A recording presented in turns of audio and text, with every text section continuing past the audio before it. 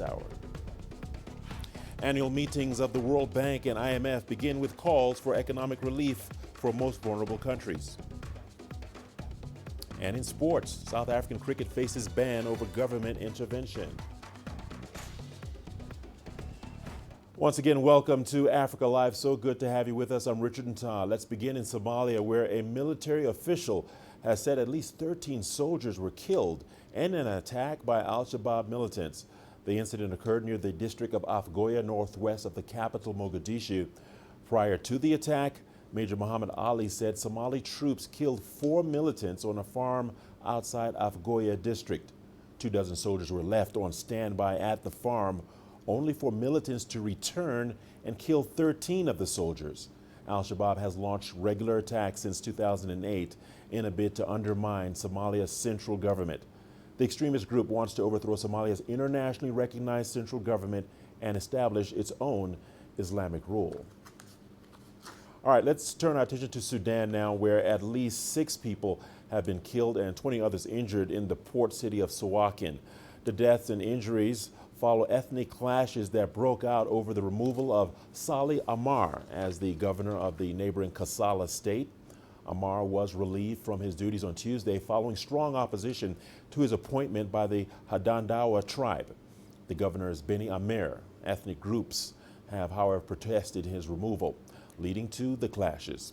Authorities have imposed a curfew in Port Sudan and Suakin and closed roads leading to the two cities. The U.S. State Department is threatening to punish financial institutions anywhere in the world if they do business with Hong Kong's chief executive and other senior officials. Reuters also reports that Trump's administration is considering blacklisting the Chinese financial technology firm Ant. Now, China's foreign ministry is calling on the United States to respect international trade rules. China always opposes the U.S. generalizing the concept of national security, abusing state power, and unjustifiably suppressing foreign enterprises. The U.S. should respect the principles of the market economy and fair competition, abide by international economic and trade rules. It should provide an open, fair, and non-discriminatory business environment for foreign enterprises to invest and operate in America. China will continue to take necessary measures to safeguard the rights and interests of its enterprises. Now, in the U.S., both Donald Trump and Joe Biden are campaigning hard as Election Day draws near. In lieu of a second debate, which was canceled, they will each hold their own competing town hall-style events on Thursday. Jagruti reports from Washington. Both candidates are really fighting hard in those battleground states where states like Florida, where some of the largest numbers of electoral college votes are up for grabs. Both candidates have been in Florida. Joe Biden was there talking to seniors, a group that both candidates are very desperate to court, and some of the polls suggest are drifting away from the Republican candidate and towards the Democratic one. The president has been in Florida and Pennsylvania, and he is now in Iowa.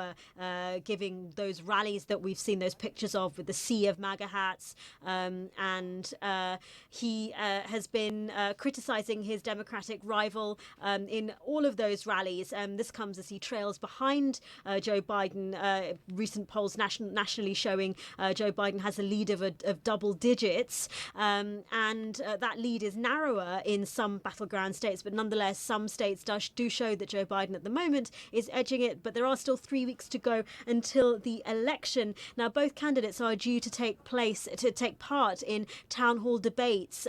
Of course, there was a second presidential debate that was due to happen this week, but that was cancelled after President Trump said he didn't want to take part in a virtual debate that was put forward by the debate commission after the president's positive test for coronavirus, just for health and safety purposes. So Joe Biden had agreed to do a town hall event with ABC News. A rival town hall is going to happen with Donald Trump on NBC News. So that is to take place as the campaign continues for both candidates in the last few weeks to the election. Experts from the World Health Organization and the Africa Centers for Disease Control and Prevention have been holding an online media briefing on the COVID-19 pandemic in Africa.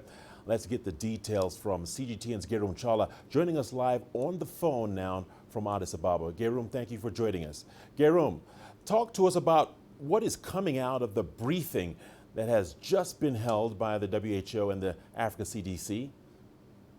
Well, the two parties, the World Health Organization Regional Bureau in Africa and the Africa CDC, have held the press briefing, as you've said earlier, and it was revolving around two important issues. One is to brief about the current COVID-19 cases situation in the continent, how it's spreading, the number of deaths, and the number of countries which are also very much susceptible of having more cases in the coming few weeks at the same time. So we have heard all of those things. And the second and the most important thing, especially the World Health Organization and Africa CDC are working on, is how to secure COVID-19 vaccination when it is available, Richard.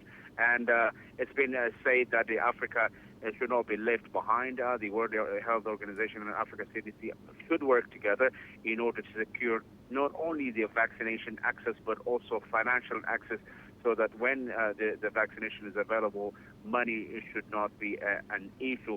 And the other most important thing that was raised in the briefing, Richard, was how to protect health workers. As you might understand, many frontline health workers are risking their lives every day, and especially in the African continent, the number of those people being affected by the COVID-19 pandemic itself is getting higher and higher by the day.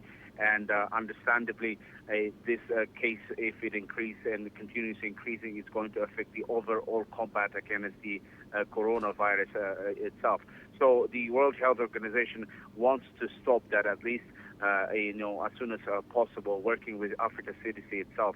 So they are jointly exerting an effort of protecting these health workers from contracting the virus, and also continue the battle until it is won. So more or less, these are the main points that were raised, Richard. All right, Gerum Chala, thank you for keeping a close eye on that story. We appreciate that update and report. That's Gerum Chala speaking to us live on the phone from Addis Ababa. The Chinese mainland has confirmed 11 new cases of the coronavirus over the past day. One was domestically transmitted and 10 were imported. The local case was reported in the coastal city of Qingdao, which is testing all of its 11 million people as it tackles a separate outbreak. Qingdao has tested so far 7.6 million residents. A dozen cases have been reported since the weekend. The government aims to finish testing the city's entire population this week. The cases were traced to a hospital in the first local outbreak on the Chinese mainland in nearly 2 months. Chao Bing reports. One more confirmed case has been reported. He was once a previously an asymptomatic case related to Qingdao Dagang port in as early as September. Meanwhile, the government has announced its decision to dismiss the director of Qingdao Health Commission and suspend the director of Qingdao Chest Hospital. Meanwhile, the mass nucleic acid test in Qingdao is still going on, and according to the government information, as of now, from all the community collected samples, no positive has been found. Why this mass nucleic acid test is carried out with high efficiency? A reason is that they are packing 10 samples all together and get it checked all at once. So if the result turned out to be negative, then all the 10 people will be safe. Or if the result turned out to be positive, then all the 10 people will get tested once again to find out who is actually contracted with the coronavirus. You know, the mass nucleic acid test is coming to its very end. We will keep watching on the situation.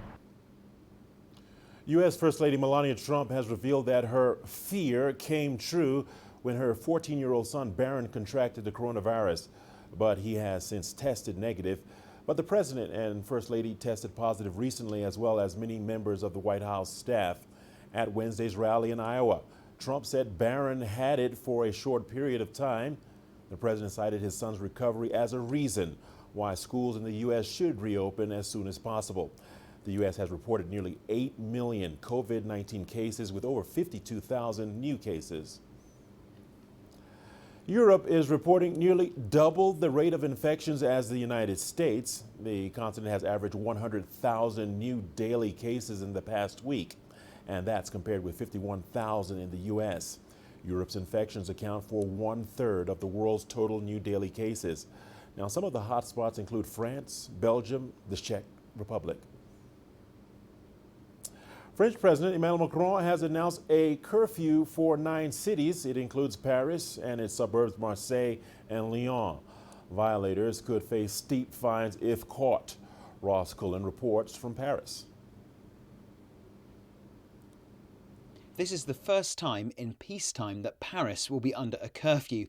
8 other major cities, from Marseille in the south to Lille on the Belgian border, will be subject to the same restrictions for at least 4 weeks. Everyone must be home by 9 p.m. and you must stay there until 6 a.m. unless you have a specific reason for being outside. Police will be carrying out checks and there will be a $160 fine payable for anyone caught breaking the curfew. The president was speaking in a live prime-time TV interview with 2 of France's best-known anchors. It was his first long national broadcast intervention since the 14th of July national holiday, and he underlined how the crisis had changed the country as a whole. Nous sommes en train de réapprendre à être pleinement une nation. We are relearning what it means to be a nation. We'd slowly got used to being a society of free individuals. We are a nation of citizens who stand side by side. We cannot get through this if everyone doesn't play their part, doesn't do their bit.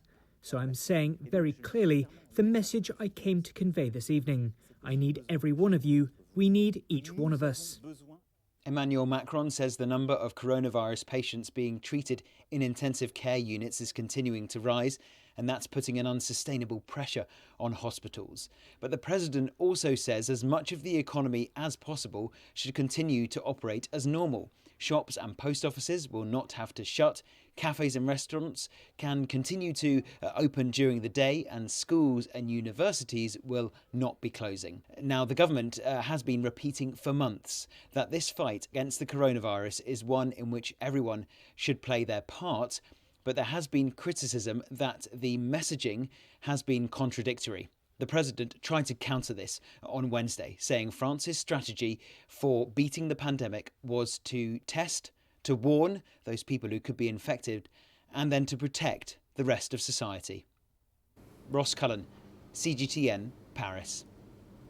South Africa has launched a clinical trial to test whether the childhood vaccine for measles, mumps, and rubella can protect frontline health workers from COVID-19 or reduce the severity of illness for those who do become infected. The research team leading the trial points to growing evidence which suggests that the MMR vaccine could broadly boost an individual's immunity and may prevent infection from SARS-CoV-2 for a limited period. CGTN's Yulisa Njamila has more. The childhood vaccine for measles, mumps and rubella, commonly referred to as MMR, has been administered safely to hundreds of millions of people around the world since it was approved many decades ago. It has successfully reduced the incidence of measles, mumps and rubella worldwide. Now, a trial has been launched here in South Africa to test the efficacy of the MMR vaccine against COVID-19. What we think is happening is that the MMR is able to train the immune system to strengthen its response to any infections, including SARS-CoV-2. We need to obviously prove this, but we have evidence from other studies which suggest that this is possible. We also think it's going to be useful for future pandemics because it's a sort of non-specific effect. And we also think it could be used in combination with specific vaccines because it may boost immune responses in people who may otherwise not respond well to specific vaccines, probably because of their age or other underlying conditions. Professor Delani Muretwa says another reason the MMR vaccine may be effective is that there are similarities between the weakened viruses in the vaccine and the SARS-CoV-2 virus that causes COVID-19. As you know, most vaccines are developed to produce a set of antibody responses in a person, and those antibodies are then primed and ready when the person encounters the infection. Now, the measles, mumps and rubella viruses are respiratory viruses as well, and so there are some similarities between their proteins and the proteins on SARS-CoV-2. So even with MMR antibodies floating around, it may be that some of them are able to protect a person against SARS-CoV-2. But the real thing that we think it's doing is actually to train the immune system to strengthen its response to any infections. The clinical trial was launched by scientists from the University of Cape Town and Joburg-based Wits University. The aim is to recruit some 5,000 frontline healthcare workers. So we asked, why specifically healthcare workers?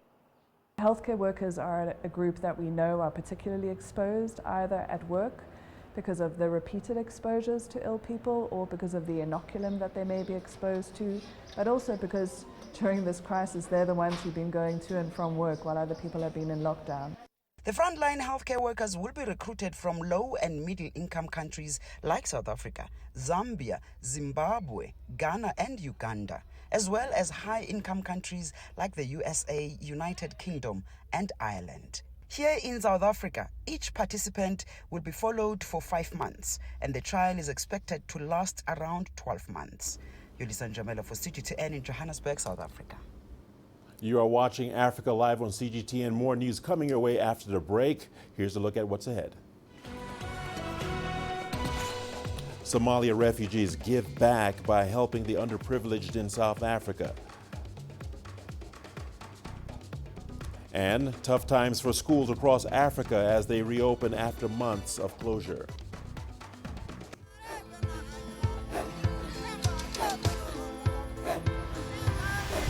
Africa is a continent of diversity, with varied climates and enchanting geography, and a people so distinct, but with a shared enduring spirit. We are at the heart of the continent to bring you the untold stories. Let's have a look. We celebrate Africa as it shapes its own destiny. Tunis, Cairo, Syria, Juba, Johannesburg, Ethiopia, Tanzania. Africa Live. Find your voice. I try to not let it affect me, but there are days when it does. I'm a human being, and to see patients in a hospital bed and their family members are not there, there's no one there to hold their hand, that human touch, you know?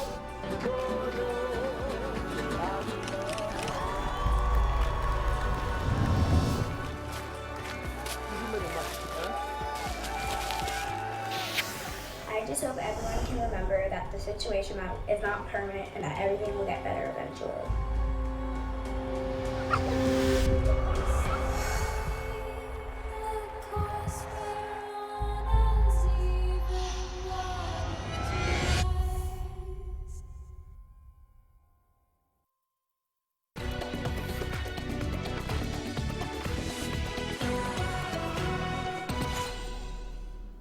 Welcome back to Africa Live. Thanks for staying with us.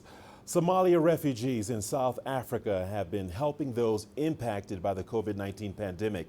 The refugees say a world of restrictions and lockdowns has given them an opportunity to give back to a country that hosted them at a time of grief.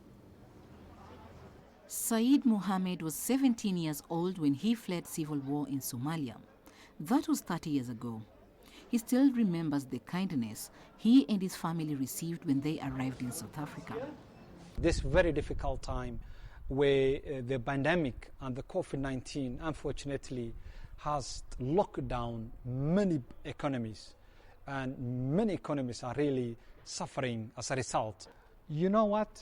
Here are people who welcome us in their country and who host us in their country. And there must be a way that we need to contribute back. Mohammed is now a successful banker in South Africa.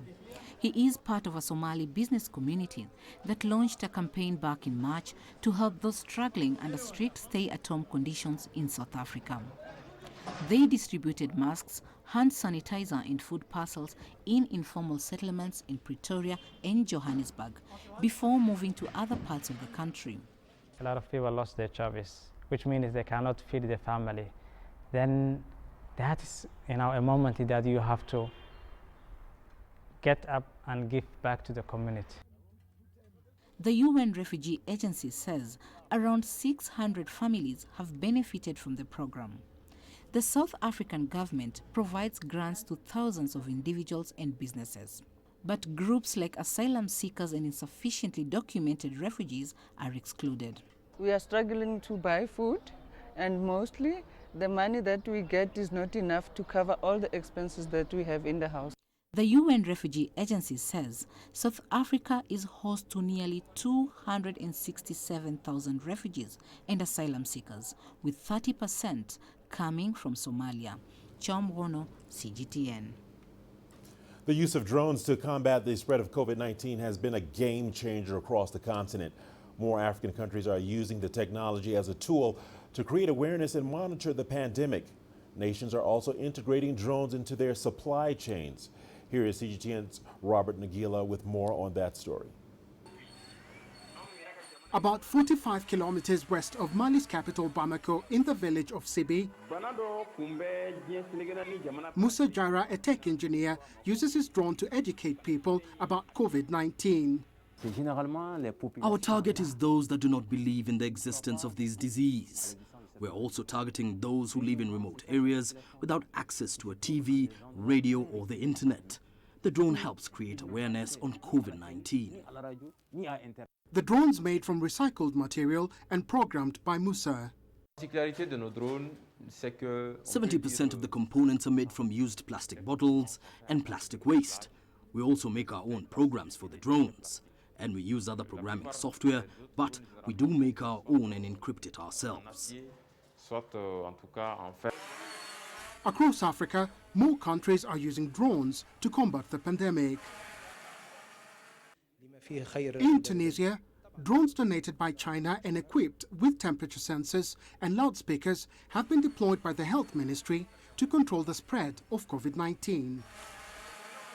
Over in Ghana, Aquamare Drone Tech uses drones to disinfect public spaces. The company plans to expand its services to neighboring countries.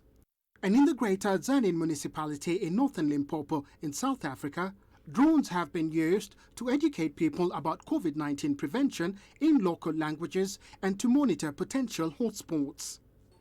In Rwanda and Ghana, Zipline, the company that pioneered medical deliveries to rural communities, now stocks and delivers COVID-19 products to health facilities. And global bodies such as the World Economic Forum, the World Bank, and the International Civil Aviation Organization are raising awareness. Early this year, the forum's aerospace and drone community came together to review how drones could be used to battle COVID-19 and how best to integrate them into supply chains. Drones can also assist in capturing data and providing jobs for the developing tech sector. Robert Nagila, CGTN, Nairobi, Kenya. More students in Zimbabwe will be back in school later this month as a phased resumption of education continues. However, some students may fail to return to class due to financial challenges that have been made worse by the COVID-19 crisis. Farai Mwakatuya reports. Samson Chingombe is conducting Bible study with his children. It's one way he tries to keep them occupied since schools were closed due to COVID-19. 3 of them are meant to return to class in November, but Chingombe is worried about the cost. Roughly, I think maybe it's 120 years, needed for them to go to school, because I understand they need some books, they need some pens, they need also food to eat, you see. So I'm not including food, but including fees and the books. That is what I am saying. I'm gaining 3,000 RTGs. Yes, of which he cannot able to buy even a bucket of meal. Yes, so I say I can say I have nothing for them to go to school. I have nothing. That salary for his job as a security guard is equivalent to $36 US. Because of the lockdowns, he's only working part-time, meaning his salary has been slashed. He's doing menial work to make ends meet. I'm always struggling and trying to do some part-time jobs, fetching water during the night to those who have got money. They charge. You can spend the whole night maybe carrying some buckets of water. You do not sleep. So at the end of the day or the end of the night, they can give you even $1. His family isn't the only one battling the harsh times. It's communities like this where most incomes are earned informally that have borne the major economic brunt of the COVID-19 crisis. It is likely that many children here may fail to return to school in 2020 to salvage what little is left of the academic year. Many parents are concerned over the safety of children out of school. When they just walk around and doing nothing, these days, most people are based on doing prostituted things. So they end up, like example here, I've got girls, they end up being pregnant. Because so many people, they advise, especially women, they advise them, do not struggle, you can find a boy, you can find a boyfriend, he can pay you, what. Yeah. Because most people, they think that is the right thing to do. Statistics released by the Ministry of Education since the resumption of school revealed hundreds of dropouts due to pregnancy and financial constraints. Farai Mwakutuya, CGTN, Harare, Zimbabwe. Let's turn our attention to Libya, where the coronavirus pandemic is adding to the challenges school-going children are facing amid a conflict. The UN estimates that fighting has already seen 200 schools closed, affecting 200,000 pupils. CGTN's Joy Karuki looks at the education obstacles in light of growing COVID-19 cases. These young children have had their lives disrupted by war in Libya. And that is not all. The coronavirus is proving to be another obstacle to their education, with the caseload rising. Schools were left to develop education solutions for their students in the midst of the pandemic. For University Professor Ahmed Falak, he has opted to homeschool his children. The decision by the Ministry of Education to automatically move students from 1st to 5th grade to the following year caused a crisis for a lot of people. For example, I can teach my children. I'm a university professor, and as you can see, I can teach my children and my brother's children who are in the 5th grade and below. But many people can't find someone to teach their children, which makes students fail. Even though many children have not been able to continue learning, the government says a student will have to pass an exam before they can move to the next grade. The ministry wants the students to submit their textbooks with the questions in them answered so that they can receive textbooks for the following year. But what will the students do if there is a new wave of coronavirus? They will miss 2 years of their education. This is a big problem for parents and the students. We will have a generation of students with weak education levels.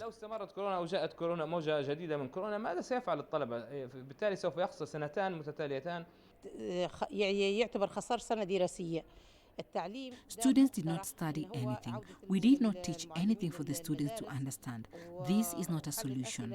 The decisions by the Ministry of Education are random and are not studied well. Libya currently has over 45,000 COVID-19 cases.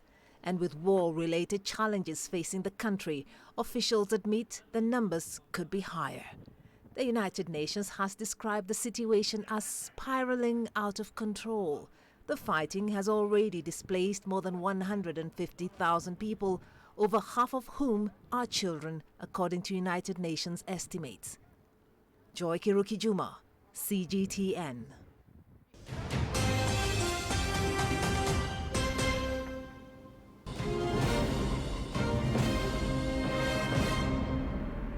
And here's a look at some of our top stories at this hour.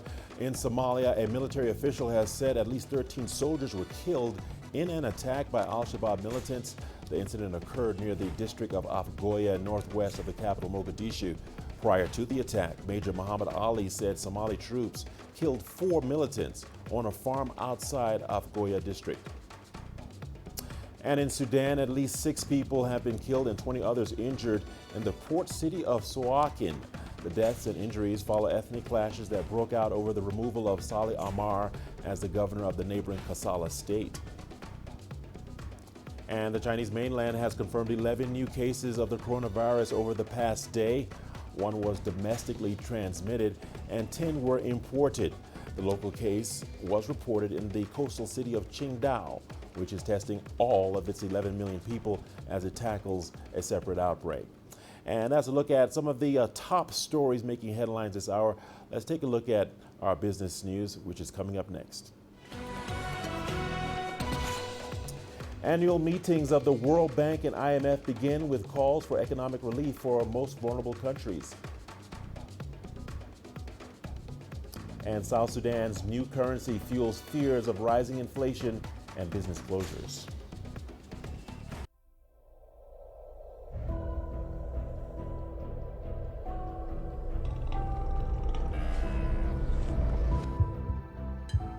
It's just taken me completely out of my depth, but at the same time it's exciting. It's new, it's different, it's a challenge. It's really exciting.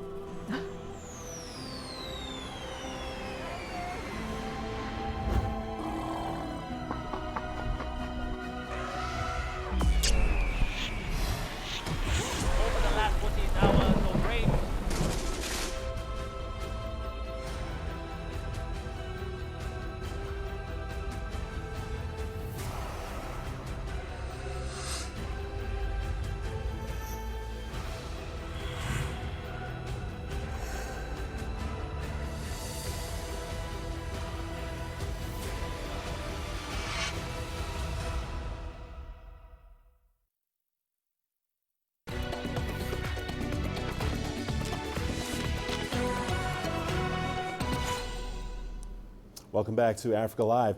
The International Monetary Fund and the World Bank have held the first of 2 days of semi-annual meetings in Washington, this time virtually. The meetings come at a time when the most vulnerable nations need economic relief in the face of the global pandemic. Jills Gibson has the details. The IMF's managing director quoted a Russian poet as she opened this year's annual meetings, saying, "The darker the night, the brighter the stars," as the global economy tries to get back on track during the coronavirus pandemic. A durable economic recovery is only possible if we beat the pandemic, and we beat it everywhere. Stepping up vital health measures is our imperative, as is fiscal and monetary support to households and firms. The IMF also released its latest World Economic Outlook this week, predicting global GDP will contract by 4.4% in 2020. The forecast was slightly better than its last one in June, but the organisation still warned of a long, uneven and uncertain recovery from the coronavirus pandemic. These streets outside the IMF's headquarters here in Washington, D.C. would usually be packed with visitors, but due to the COVID-19 pandemic, this year's annual meetings are taking place virtually instead. The World Bank's virtual program is focused on debt relief, with the global recession hitting developing economies harder than advanced economies. So it's important for the people in the poorest countries to see an actual reduction in the amount of debt, a ray of hope for the future. And so I was pleased to see that the G20 was approaching debt reduction. I think there are more steps that are needed in order to achieve meaningful debt relief for the poorest. The World Bank estimates the pandemic could push as many as 150 million people into extreme poverty by 2021. As well as calling for debt relief, it's approved $12 billion in new funding for developing countries to buy and distribute COVID-19 vaccines, treatments and tests. The IMF is forecasting global GDP will bounce back into growth next year, but much of that could be in advanced economies like the U.S. The organisation, though, says this crisis could also be an opportunity to build a more resilient and inclusive global economy for the future.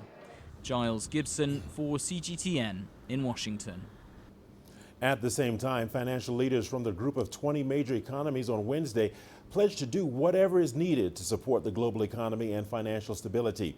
The G20 officials agreed to extend by 6 months the debt payments from the world's poorest countries until the end of June 2021. They also said that they would consider another 6-month extension in April to support low-income countries with high debt burdens. The agreement came as fresh economic forecasts show that advanced economies are starting to recover from the pandemic while developing countries are facing growing risk of defaulting on their debts. Businesses in South Sudan's capital of Juba are facing closures over fears of soaring inflation and the depreciation of the local currency. This comes after the U.S. dollar exchange rate against the local currency rose to 830 days after the government announced that it will change the currency. Now, the World Bank projects the South Sudanese economy to contract by 3.3% this year. CGTN's Patrick Oyet reports. Joshua Komaket runs a mobile money and boutique business. He says it is hard to set a price in South Sudan's pounds because the local currency is losing value against the dollar almost hourly. The city council, they wanted money. Now, for us, we cannot operate while hungry. We have to eat something. The prices for the food has gone up also. The rent alone also, we are paying in terms of pound, the rent also has gone up now. So, what we are getting cannot maintain our business to move on. And most of us, some they are running out of the business. Even me myself, operating the business is now hard. We are almost closing the business. This economic analyst is urging South Sudan's government to make changes to salvage the economy. All the financial practices and principles have not been followed. The government generated revenues through the non-oil revenues or oil revenues have not been channeled to the right direction. So literally I would say the revenues that the government receives or the government incomes and the government expenditures have not been well regulated. South Sudan's government says the economic crisis is caused by the long civil war and the pandemic.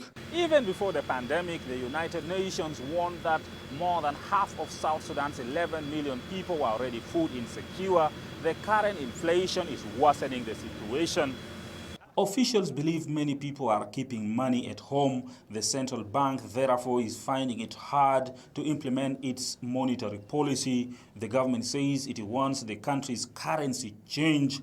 That is resulting in a rush by many to get South Sudan's pounds to the market, which is, in turn, worsening inflation. The citizens seems to have lost the trust in the banking institutions in this country because you don't know tomorrow you might go for your currency. We know in the last 2 or 3 years, the banks were unable to give people the money they needed from their accounts. South Sudan's pound has lost almost 50% of its value against the US dollar between Monday and Wednesday. President Salva Kiir has called for an emergency cabinet meeting to try and find a way to slow inflation. Patrick Oyet, CGTN, Juba, South Sudan. Barrick Gold has paid $40 million to the government of Tanzania. The payment by Twiga Minerals Corporation is part of a $300 million settlement between Tanzania and Barrick Gold to end a tax dispute. Barrick Gold paid the first installment of $100 million in May. CGTN's Daniel Kijo has more on that. This $40 million payout follows a $100 million payment in May. The joint ventures formed in January out of a subsidiary, Acacia Mining, which faced a $300 million tax dispute and an export ban. Tanzania owns 16% and Barrick Gold Corp owns the remaining 84%. After over 2 years of restructuring, the minister in charge says things are changing. We want to make Tanzania a hub for mineral trading. And Mr. President, that is possible, not because of some miracle, but by creating a favorable environment for investors, something you are already doing. Barrick took over the former Acacia Mining's assets in Tanzania a year ago. It has so far paid approximately $205 million to the Tanzanian government in taxes, royalties, and dividends. That's in addition to the first payment under the two parties' agreement to settle pre-Barrick disputes. This payout is due to the government owning 16% of Twiga Minerals. So I would like to thank Barrick for agreeing to get in talks with government because the talks took almost 2 years. The Twiga Minerals deal provided for a 50-50 share of all economic benefits generated by the mine after the recouping of capital. The government says reviewing mining contracts and enacting laws that protect the country's natural resources over the last years has made today possible. After today, 4 more $40 million payments are expected from Barrick Gold that the government says will be channeled to various development projects. The Tanzanian government will receive 4 more $40 million payments over the next few years. I know there is still some money left, so go do the math properly. The Minister of Finance is also here. Go do the math and bring more money that can be used to help poor Tanzanians. The mining sector now accounts for 5% of all the government's revenue, up from 2% less than 2 years ago. Some companies complain that abrupt reforms create uncertainty, but the government says they were necessary to make sure Tanzanians reap the benefits from its own natural resources. Daniel Kijo, CGTN, Dar es Salaam. Egyptian President Abdel Fattah el-Sisi has signed off on Egypt's maritime border demarcation agreement with Greece. The deal signed back in August was ratified by both the Egyptian and Greek parliaments, but it competes with a separate pact between Turkey and Libya for a joint maritime zone by expanding Greece's territorial waters west into the Ionian Sea. CGTN's Yasser Hakim tells us more. The Maritime Demarcation Agreement is meant to create a joint economic exclusive zone in the East Mediterranean that's rich in oil and gas reserves. The ratification by the heads of states opens the door to utilize the untapped resources in the area. Egypt managed to finalize a series of similar deals with Israel and Cyprus first, followed by Italy and now Greece. This has created a comprehensive maritime exclusive zone for oil and gas drilling between these countries. And this has led to the establishment of an internationally recognized organization of East Med Gas, allowing signatory countries legal access to drill in the East Mediterranean. Egypt feels the agreement will help it achieve its long-term ambitions to become a gas and oil hub in the area. Having a recognized East Med Gas organization will encourage businesses to invest here without fear of any legal mishaps or complications, and this will be a huge benefit for Egypt. The deal has angered Turkey, which claims it threatens its interests in the region, and it has been vocally critical of Egypt and Greece. The Turkish government had signed a similar pact with Libya earlier. Greece, Cyprus and Egypt say it's illegal and infringes on Cypriot territory. As for the Turkish rejection, it's baseless because Egypt and Greece have the right to sign any agreements as long as they took all legal procedures and conform with international law and are related to their own maritime borders.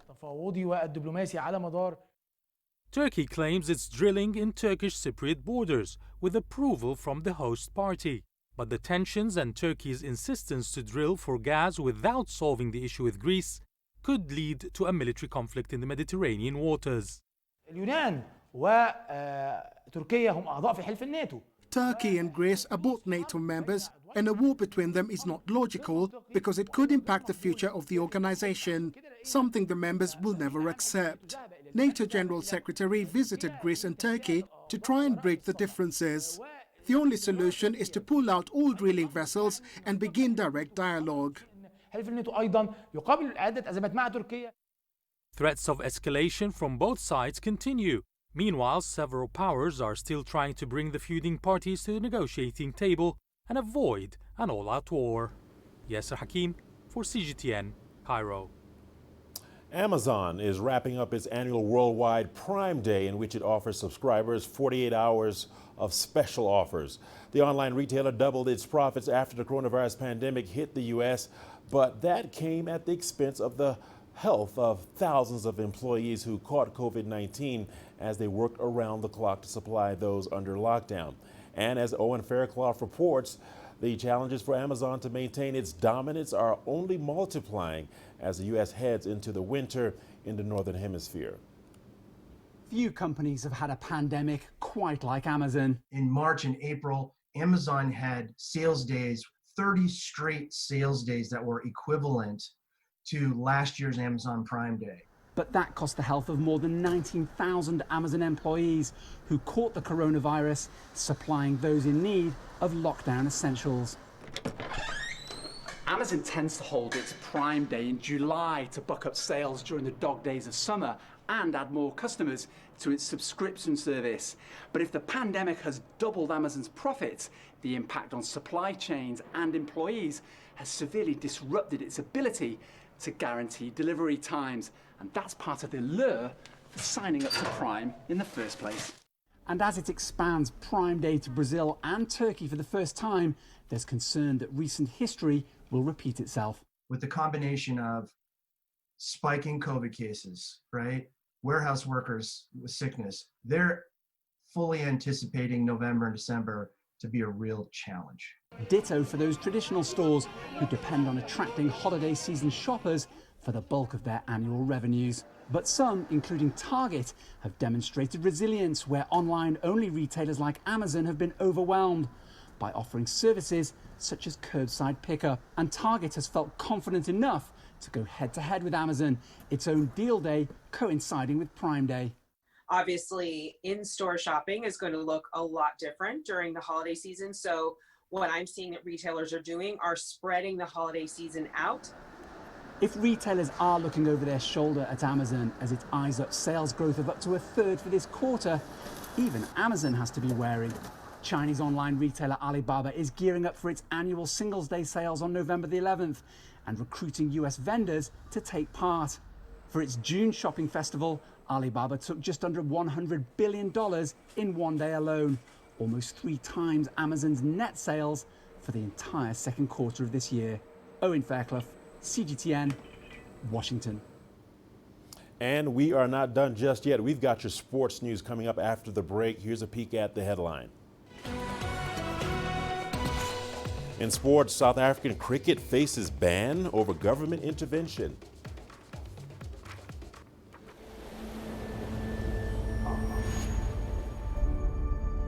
How would you create your legend? On the fields, on the tracks, in the arenas of Africa. Were you born to be a player? Could this moment be yours?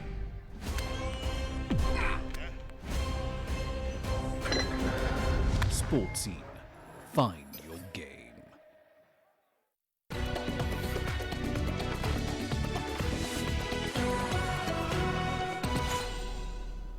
Welcome into Sport on Africa Live. We start in South Africa, where the country is in danger of being banned from international cricket.